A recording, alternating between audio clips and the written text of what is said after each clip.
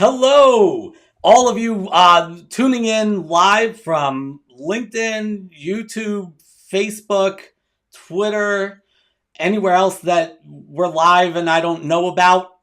Hi, and any people watching the restream, welcome as well. This is meant to be interactive, so definitely post your questions and we can answer them in real time. And if you're watching the restream, we do come back to those so that we can answer questions and read your comments afterwards as well. I'm really excited to be here today with Jason Cochran. This guy is awesome and reminds me of a smarter version of me because Jason is he's a licensed psychologist with 15 plus years of experience, the co-founder of iAspire and DuLead out of Indianapolis. So these are two organizations that he's the co-founder of. One is a general employee engagement, right? Well, I don't want to simplify it as just employee engagement, but created for industry. And the other is much more specific to the education industry. Is that correct? Yeah, you got it, David. Cool. And first off, no way. You are way sharper than I am. I'm over here just trying to make it through the day. Yeah, you got it absolutely right in terms of those companies. iAspire is about creating healthy school cultures, and DuLead is about automating certain pieces of the employee experience that employees want, and they want it done consistently well by leaders in their organization. It's awesome, and I checked out both of your sites, and everything that Jason does is really incredible. You're a consultant. You help organizations not just bring on good people and retain good people. The reason why I called Jason a kindred spirit is because your focus really is on mental wellness at work and burnout prevention and going beyond engagement and talking about meaningful work. And I really want to dive into that with you today because I don't think enough people are talking about this, and I'm really excited to do that. But I want to finish with. See, I can't even get through your intro without trying to jump in. But Jason is fascinated with exploration of human potential. He's devoted his life to building scalable solutions that attract, develop, and retain talent. He has hands-on experience working with organizations in education and business, leading people, change, process improvements, and digital transformation in consulting roles. Frustrated with the shortcomings of failed employee engagement initiatives, Jason created the 4 principles of connection model, connecting with self, others, role, and the organization, which creates purpose through meaningful employee experiences. Excuse me, addressing the innate needs for why people desire meaningful work in their lives that leads to fulfillment. His passion is to help organizations build growth cultures where people elevate to their potential and organizations fulfill their missions in the world. No small feat. Recently, Jason joined top 10 global HR thought leader Ira Wolfe as co-host on the Geeks, Geezers, and Googilization Show, where they interview global thought leaders concerning the convergence of technology and people strategy and its impact on the future of work, jobs, careers, business, and HR. The show is rated as a top 5 business podcast by Thinkers 360 and is ranked in the top 10% globally out of nearly 3 million podcasts. And today is going to be really interesting because I don't know if this has ever been done in history, but right after this show, we are going to super fast switch over to Geeks, Geezers, and Googilization Show. And did I say it right? I said it right. And You got it. and we're gonna switch seats where I will be the interviewed and Jason will be the interviewer. Although the way we work, it's just gonna be like a 2-hour conversation instead of a 1-hour conversation. So I'm really looking forward to that. Awesome. So officially, welcome, Jason. Wow. I mean, what an introduction. Thank you so much, David. And I've been looking forward to this, honestly, for a long time because since we met, looking at our paths, the things that we're passionate about, how we're trying to help people and organizations make progress in the world, there's so many similarities. And after we Yeah. connected, I was like, I can't wait for us to have you on our show. And then you're like, well, why don't you come on our show too? And so just like at Starbucks, for folks who like to get a double shot, folks are going to get a double shot today of some real talk from a couple of shrinks on mental wellness, mental health, and burnout in the workplace. It's going to be fun. I love it. I love it. I need to hire Jason to do my PR. He just you know exactly what to say. So how to put it. So, but before we can get into the meat of this discussion, you know what's next. It's our 6 and 60. So it's 6 rapid fire questions. You have 60 seconds total. One of our previous guests was giving me a super long answer to the very first one. She had thought that it was 60 seconds each. And I'm like, well, that would be weird. But we did not bend the rules. We said, no, keep going. So 6 questions in 60 seconds. Are you ready? Let's do it. All right. Jason, so as we mentioned, we both have followed similar paths. You have 3 kids. I have 5 kids. You've got the same sort of business mind, journey. How come you have so much more hair than me? What's your secret? Genes. Oh, is that it? What are you feeling when you're feeling overwhelmed or burned out? What do you do to reset and recharge? Exercise. What's one notable trait of your favorite boss of all time? Admits mistakes. I recently learned that you're a trumpet player. What's your favorite song of all time? Ooh, No Diggity. Ooh. And so you talk about meaningful work. What is the meaning of life in one word? Love. Ooh.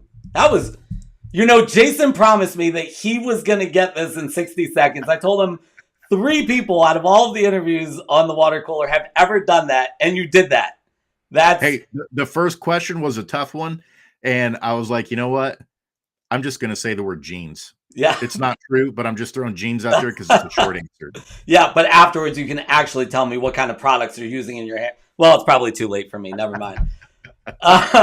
So, all right, Jason, could we start off with talking about you?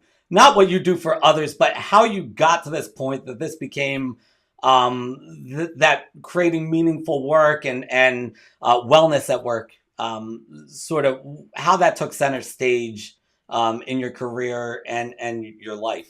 Where did you get your start? Yeah, absolutely. It was really personal for me. I had family members very close to me. In fact, my father and one of my sisters who struggled with burnout in work. However, at the time when they were working, nobody really talked about it. Right. It wasn't a diagnostic code yet, like it was brought in 2019. QD85 is the diagnostic code now for burnout, and the ICD-11. There wasn't really a code for it, or it wasn't talked about whenever my dad and my sister were working in the workplace. And both of them had jobs that they didn't really enjoy. It was strictly transactional. It was, you work somewhere, you keep your nose to the grind, it provides for you. It is, it's predictable. It provides you your salary every couple weeks, and you just keep doing it, regardless of whether or not it fulfills any kind of a passion or a purpose in your life.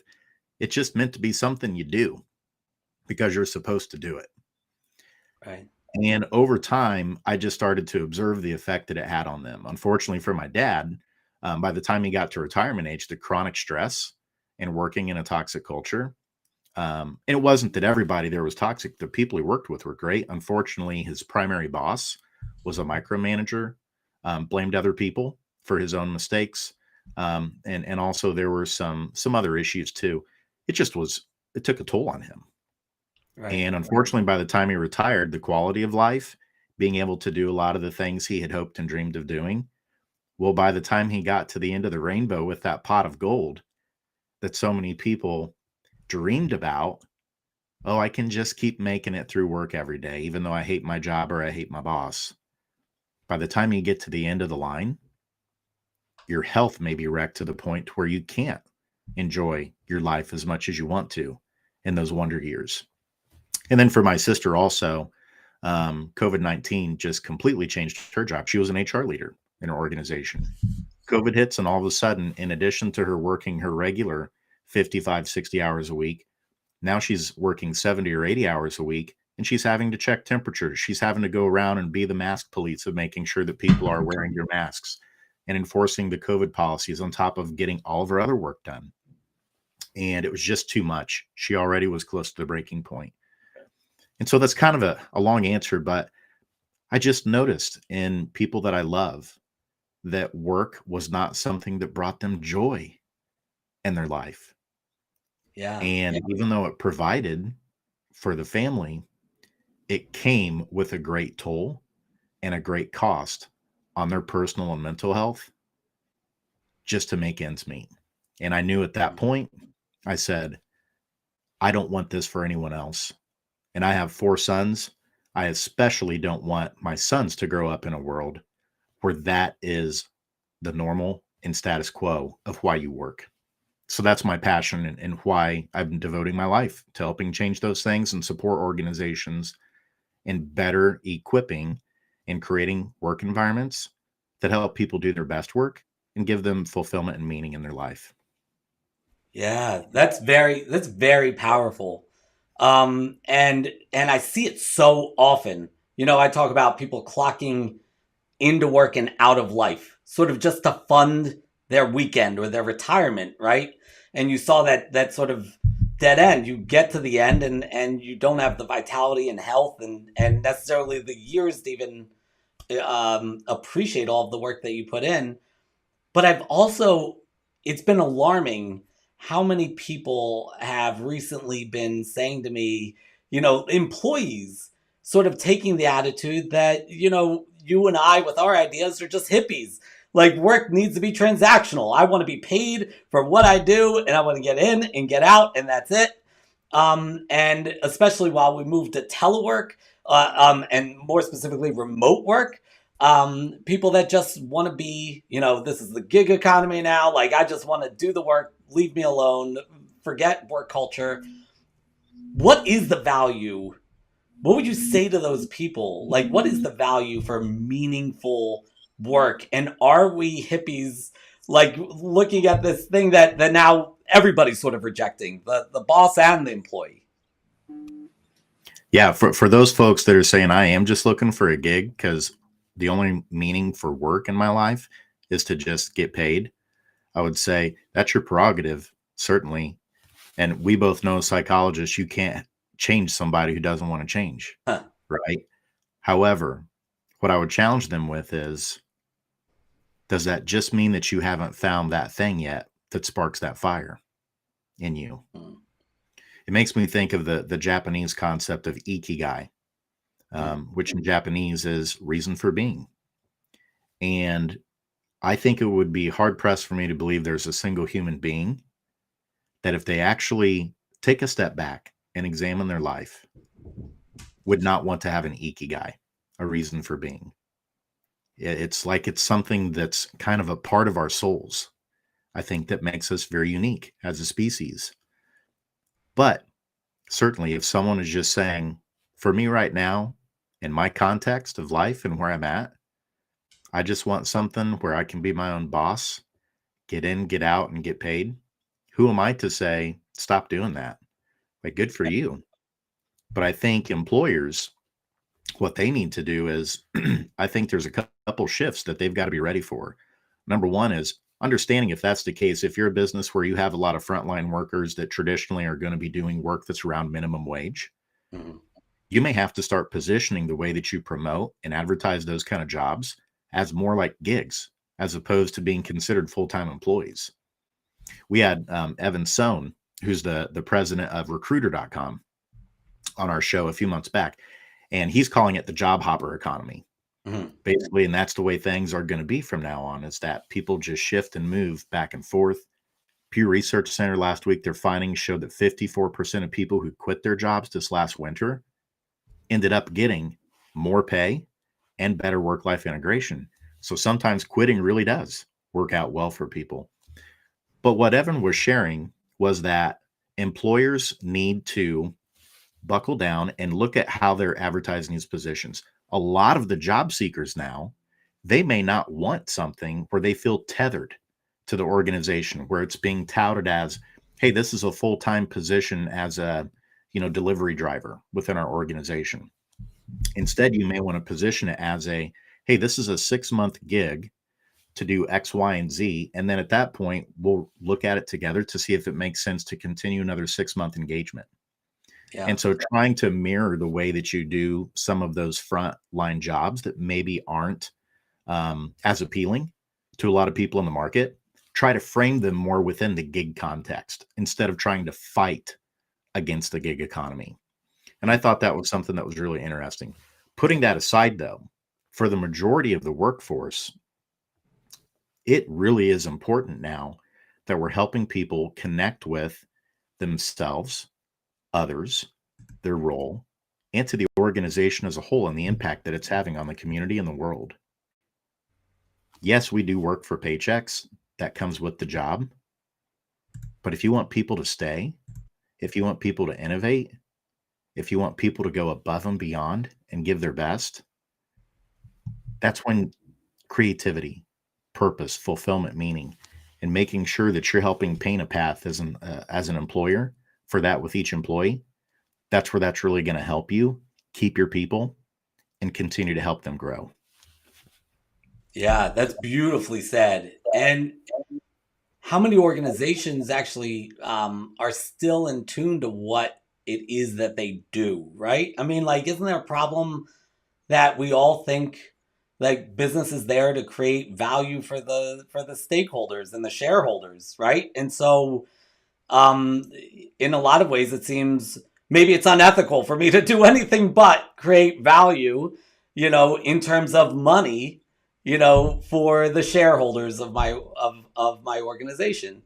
How would a company go about figuring out their greater purpose and translating that for their employees? Yeah, there's an exercise that Jacob Morgan, he's one of my favorite authors, and he's an expert in employee experience. Mm-hmm. He wrote a book called The Employee Experience Advantage. And one of the activities that he has people go through is called a personal purpose and meaning statement. Mm-hmm. And he starts with leadership, but eventually this is something that he wants everybody in the organization to do. And it sounds really simple. I'm going to explain it. But when you actually sit down and do it yourself, it's hard work. Here's what it is. It starts with you listing out with a sentence stem, my job is, and then you have to fill out the rest of the sentence stem there. Fill in the blank. The next one is, my purpose is to fill in the blank. And then the final one is, the meaning I get from this is fill in the blank. Again, sounds tremendously easy. I challenge the listeners, write those 3 sentence stems down and give it a try.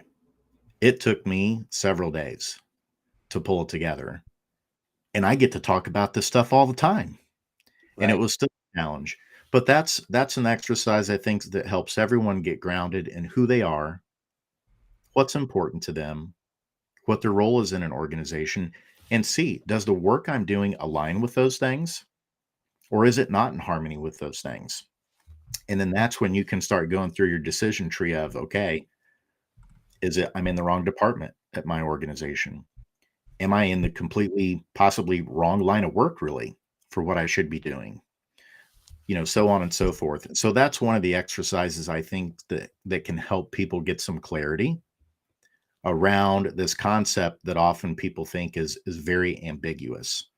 The other thing that has to happen too, you alluded to it, the organization needs to be really clear behaviorally in terms of what their vision, mission, and values are. Mm-hmm.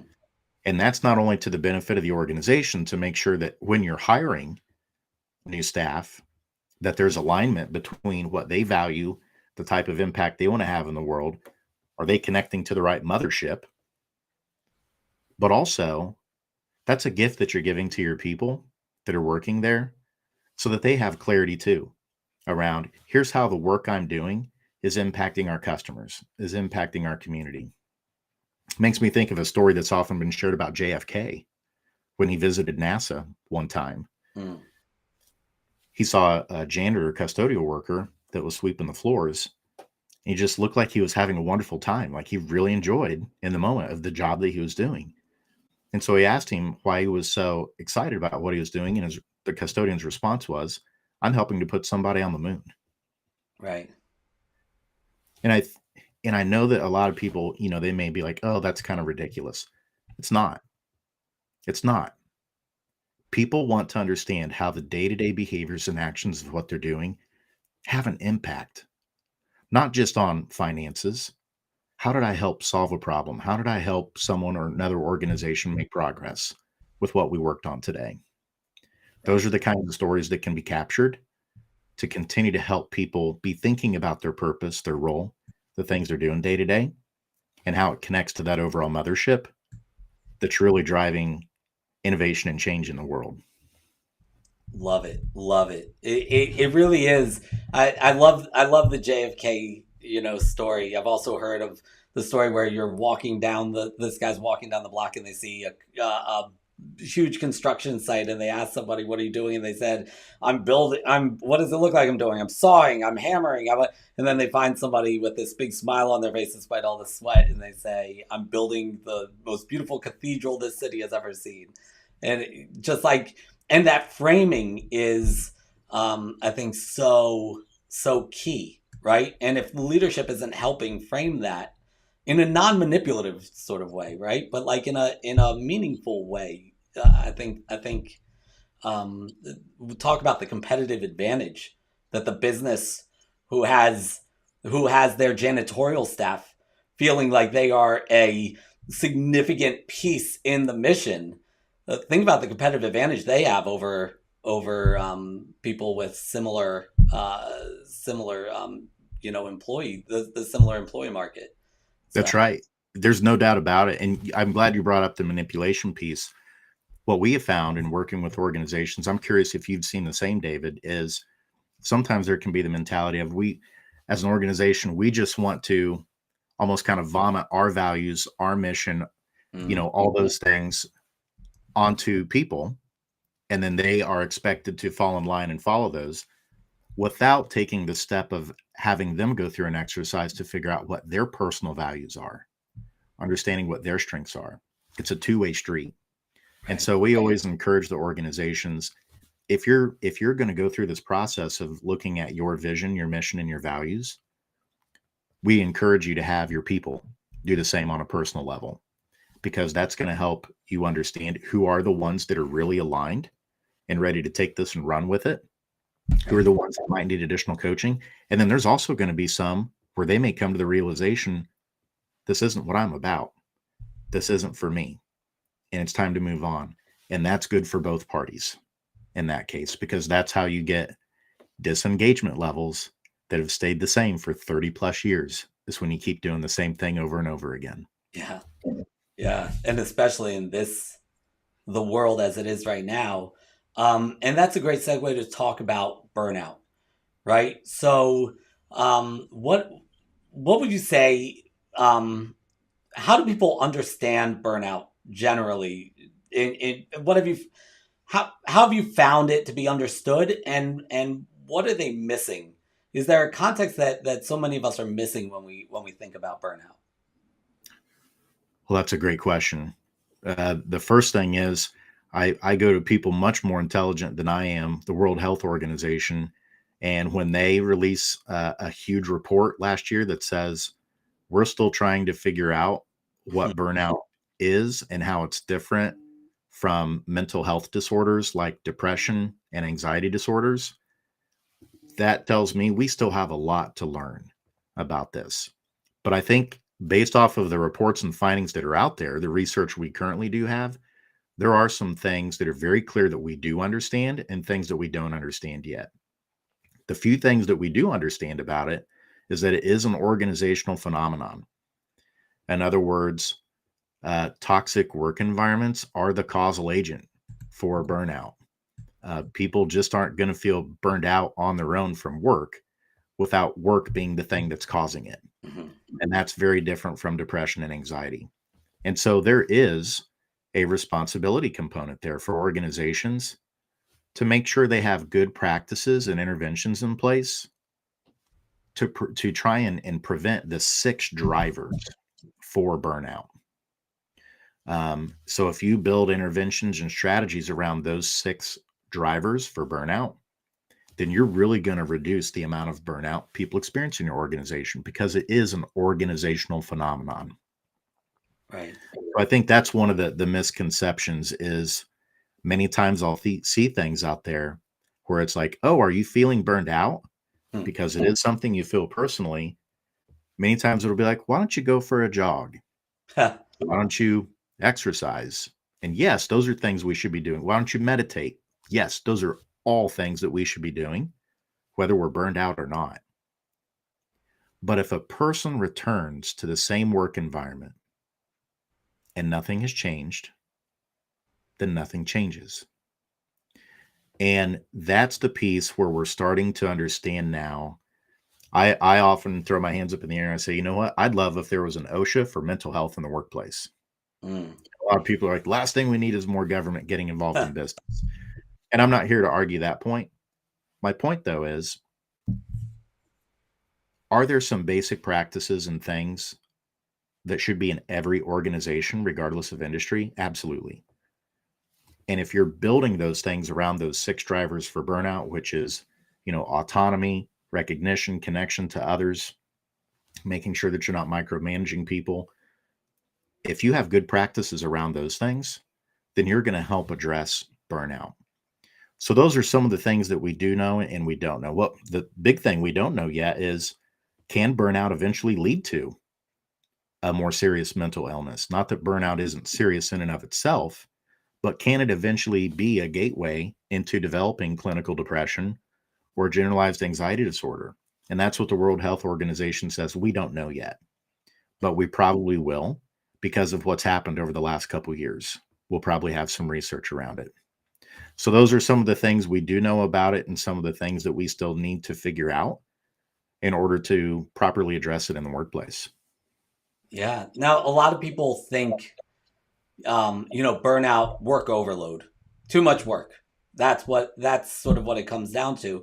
But you were speaking about the 6 drivers, which include support, right? Fairness, equity. Can you talk a little bit more as to the other pieces that go beyond just like too much work on your plate? Yeah, absolutely. Yeah, those 6 drivers, you mentioned it. Work overload is one, but that's not everything. Lack of control. People want to feel like they have some autonomy in their job and that they're not just being micromanaged and told what to do all the time. And there's actually a reason for this. It's called psychological reactance. Most people don't like to be told what to do. That's what that effect is. And it's true. But if you coach people and develop their critical thinking skills, they're the ones most often the closest to the problem that's trying to be solved, especially for the stakeholder or the customer. If you can equip them and give them the skills, they'll probably be able to solve it better than someone higher up the chain who's not connected to the problem. So having autonomy is huge. Poor rewards and recognition. A paycheck is not rewards and recognition. We got to move past that. Yeah. This is talking about a handwritten letter. This is going over and patting somebody on the back, looking them in the eye and telling them specifically what they did and why you're appreciative of it. And caveat here, especially for someone who's in sales or a sales leader, be careful to not only reinforce people when they close a deal. Those are what I call reinforcement reps, where you accidentally start reinforcing the wrong behavior. Yes, we should reinforce when a deal gets closed. That's a big deal. But if the only time you're doing that as a leader is when the deal gets closed, you're not celebrating the effort that it takes to get there. And people can start to feel dejected and down on themselves if the effort isn't also being praised as well. So rewards recognition is huge. That's number 3. And then I'll go through the other 3 real quickly here. Lack of a supportive community. You mentioned that one. Cohesion. Feel like people have got your back. This doesn't mean you have to be best friends, But do you feel like you're working in a cohesive group that's working toward a common goal? That people aren't just going to tear you down or personally attack you, make fun of you, embarrass your ideas, things like that. Those things are important. Unfair practices, nepotism, treating different races, genders, anything that has to do with equality kind of falls in that bucket. You've got to have fair practices. And then values mismatch. We already talked about this one, but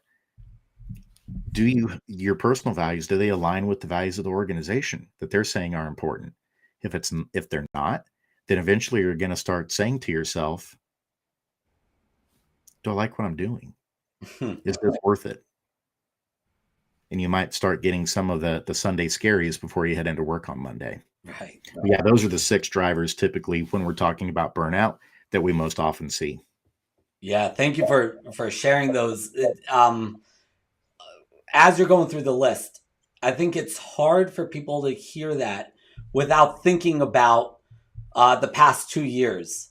And when you talk about support and community, thinking about how many of us sort of went into isolation, and thinking about sort of this loss of control that we've all experienced to some extent during the pandemic.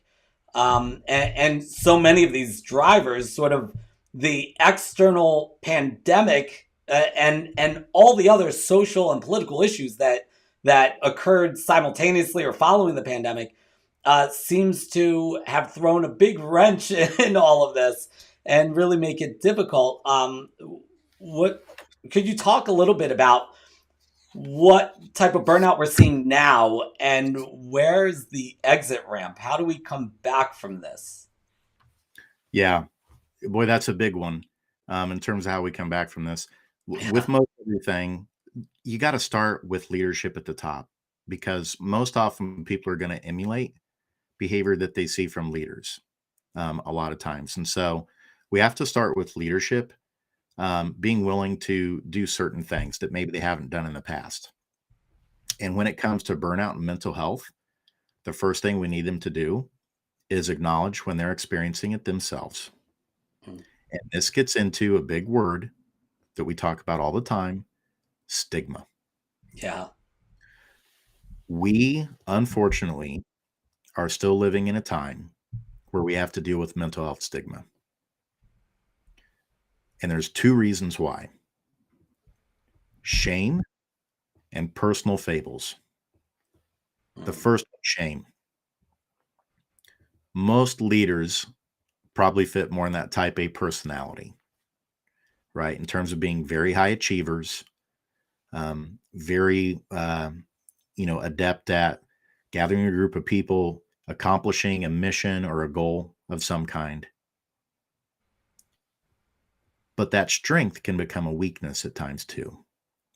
And the other side of that coin is the vulnerability, the ability to put down the Superman or Superwoman cape, admit your faults when you've made mistakes, admit when something's too big for you,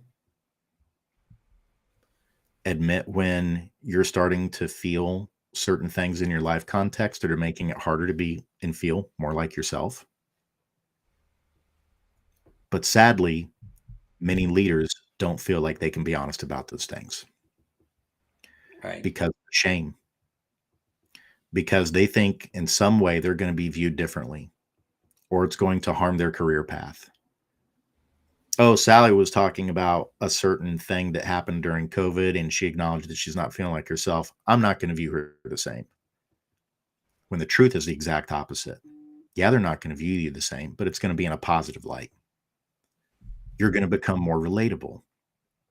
You're setting the tone in your organization that it's okay for people to speak up when they're struggling with something.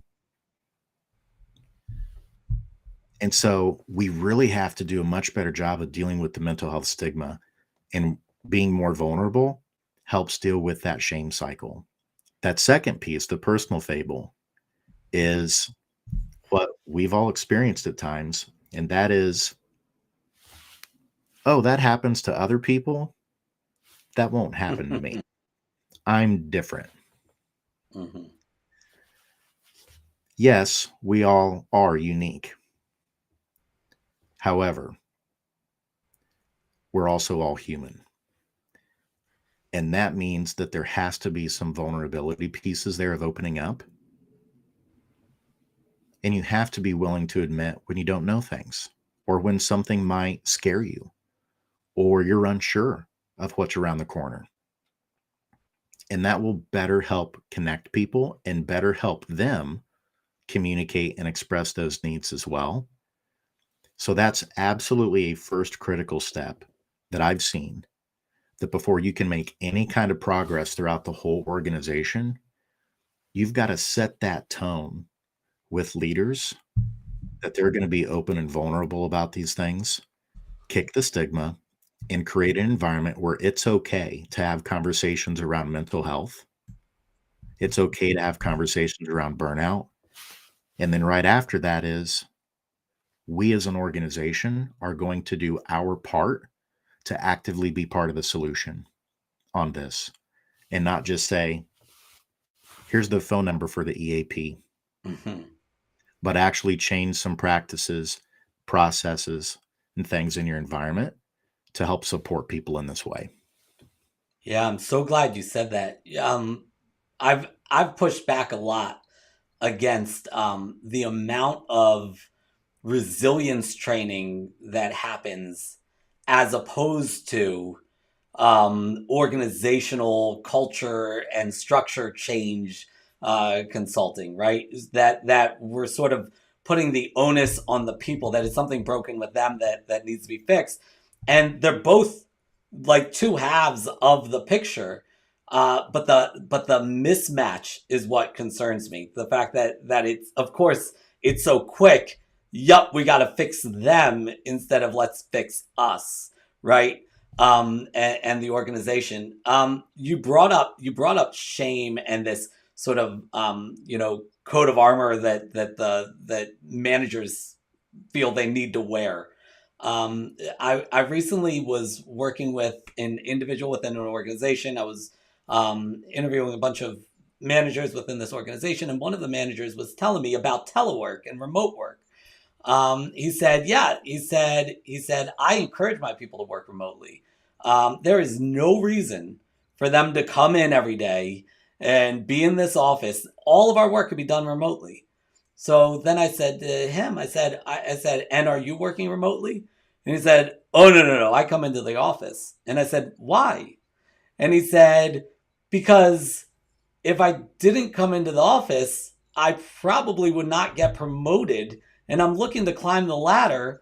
People would start looking at me weird. And it was like in this moment, you saw the wheels begin to turn, and he started figuring out, like, he's not considering this for his people, but he's considering this for himself. And there's sort of this disconnect and double standard because, oh, I am manager. I, expect these things of myself. And in turn, I'm invincible to the issues that they will face, right? And I thought, that speaks a lot to this idea of this double standard that managers have for themselves. And I don't know if you've seen the data on managers outpacing employees with burnout recently. Yes, and executives too.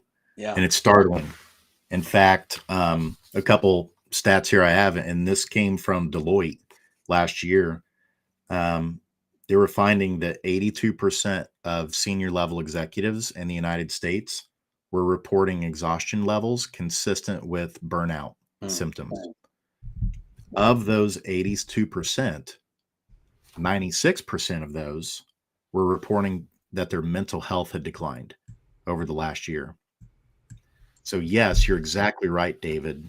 Those numbers are actually higher than the numbers for frontline employees too, because the frontline employees are saying, peace out, I'm part of the gig economy, I'm job hopping, I'm going over here to another job, right, and I'll just keep switching every few months. Obviously, senior level executives, it's kind of a different beast, so to speak, and you can't really job hop like that as a senior level executive. So this definitely is something that's impacting leaders at an even larger pace than it was frontline staff too. So this is important for everyone to acknowledge and to work through. And the stigma is the big piece that we've got to help them get over. I think we've got to have more education around that. I think there need to be more support groups, particularly at the C-suite level, to support them and having a safe community to be able to open up about those things, because they may not feel like they can open up about it in their own organization. I would say eventually that would be where you want them to get. But if they feel like they can't do that at the start, well, let that be an obstacle from you getting started on this journey of starting to practice being more vulnerable and open about those pieces of your life. Let's find a support group where you would feel safe starting to share those things. I think those things are critically important in order for us to start righting the ship and head in the right direction. Yeah. Yeah. And how much more difficult is it for a burned out manager to care for, and run their burned out teams? I mean, we know that burnout is contagious, but specifically if the manager has burnout, what does that look like? I mean, you're not really working on all cylinders to be able to, help others through it, right? That's exactly right. It reminds me of, there used to be a book in school that we had that talked about filling buckets and how you can't really fill other people's buckets if your bucket's empty. And so there certainly is a component here where people have to be poured into before they can pour into others. And I think we've put more of an emphasis on helping frontline staff and employees. And we often say, leaders, these are the things that you need to be doing. But leaders need to be shown that love too. And particularly, I think mid-level managers are in a really tough spot. Yeah. I almost say it's akin to being a teacher. Teachers are pulled between the administration and the school board, but then they've also got the parents that they're trying to keep happy. And in the middle of it all, they're still trying to teach the child. And I can't help but think that managers often in organizations are in somewhat of a similar spot. You're trying to get the work done with your frontline staff and meet their needs so that they can do the critical day-to-day things that need to get done. But then you're also getting the tug and pull from senior level leadership of things that relate to strategy and vision and hitting quarterly quotas and sales numbers and things like that. And so you, as a manager, you probably can't help but often feel like maybe you're the scratching post between two cats, trying to serve two masters.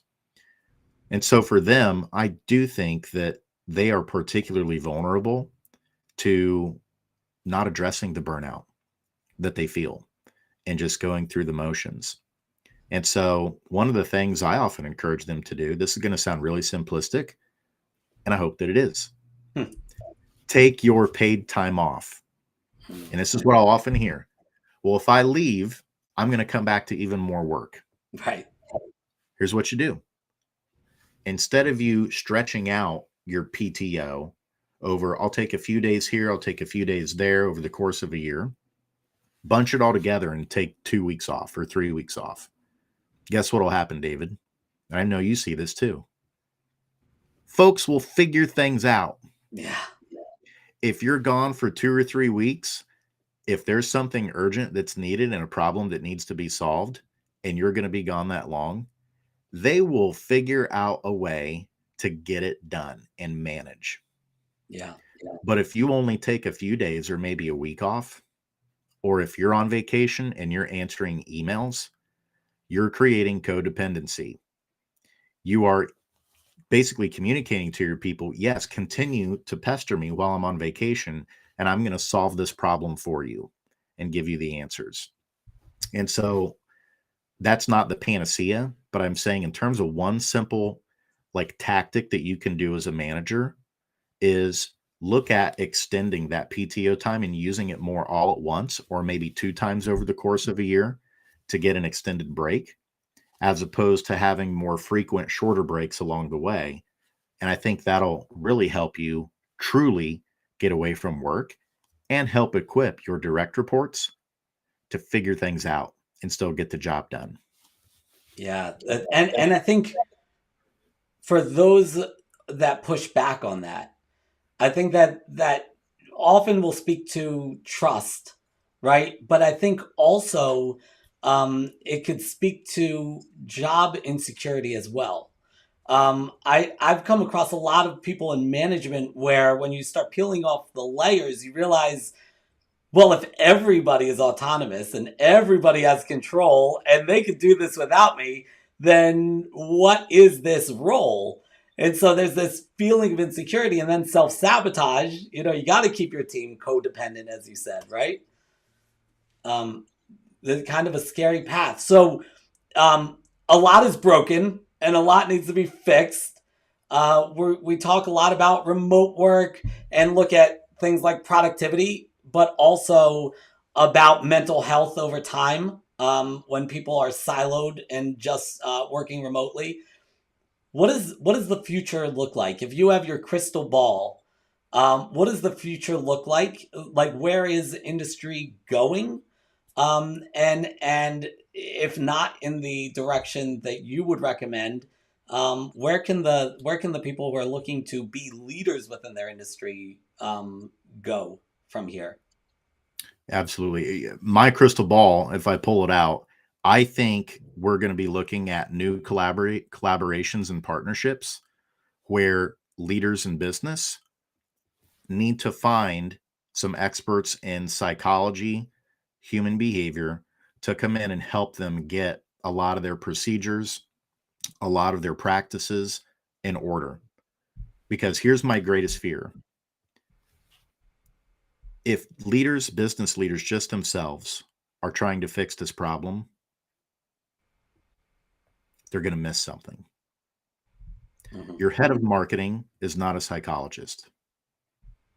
Your head of sales is not a psychologist. Your chief financial officer is not a psychologist. Your chief technology officer is not a psychologist. You really need to make sure that you're establishing relationships with trusted and proven outside experts in mental health and understanding personal and organizational behavior to help you. You need that outside perspective. You don't know what you don't know. And this is one of those things where it might seem like, oh, well, we'll just institute, some mental health days off. Yeah. It's bigger than that. People are messy in a beautiful way. In a beautiful way. But to think that you can just come in and create some tier one things and, oh, we've checked off the box to have a mentally healthy workplace. No, there's tier two and there's tier three. You may need to differentiate what you're doing by different departments because your sales department may be struggling with certain things that are very different from what your customer service department is struggling with. And then it's a tier three level as individual. And that's where you want to have those partnerships with certain organizations close by that can help address those mental health needs at a tier one level personally, whether they're inpatient, outpatient programs, individual coaching opportunities that you may present to your staff as well. And so thinking about this with experts in this space, I think is absolutely critical. This is not a path I recommend business leaders go down just in and of themselves and with their leadership team. This is a very complex, comprehensive, and messy subject, and you need to have that expertise from the outside, at least initially, to help you start taking the right steps in the right direction. And so you asked what the crystal ball is. I think there's going to be more collaborations and partnership between business and outside providers that provide this expertise and understanding mental health and burnout in the workplace. And who knows? Just like we've seen in the financial services industry, now we're seeing a lot of fractional CFOs for businesses. Maybe one day we'll see fractional CPOs, but the P stands for chief psychology officers inside business as well. Love it. I love that idea, and I totally agree. I think that mental wellness is sort of the next stage. We tried to keep people physically safe at work. You know, you started with the idea with OSHA, you know, for psychological needs and mental wellness needs. We did, you know, we've had a workers' revolution before, and perhaps we're having another one now. But I think the key to this one is mental wellness. So with that being said, people need to be able to get in touch with you. So this this QR code up here. If you lift your phone right above Jason, it will pull up the DuLead website, and they can find out more about what you offer within organizations there specifically. Where else can they reach out to you? Yeah, two other places. Reach out to me on LinkedIn. I'm a LinkedIn junkie. I'm on it probably way more than I should be, but I love it. So reach out to me, send me a short note. I'll connect with you and help open doors or be a resource in any way that I can. And then the other way is the Geeks, Geezers, and Googilization Show. Feel free to connect with me on there. And in fact, David and I are going to be hopping over there in just a few minutes. Yeah, that middle QR code that just took up our faces, that's to get you to LinkedIn's Geeks, Geezers, and Googilization Show page to check out the next show. Well, Jason, thank you so much. Thank you all for tuning in. If you're watching the replay, definitely leave some comments and questions, and we will monitor those on all of our platforms. And in the meantime, if you're still around, jump over with us to Geeks.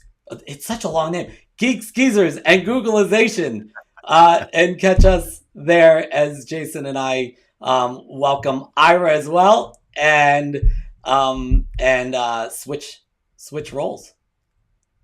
Sounds great. John. Thank you so much for having me on, David. It was fun, and thank you for helping me learn today. Thank you. Thank you.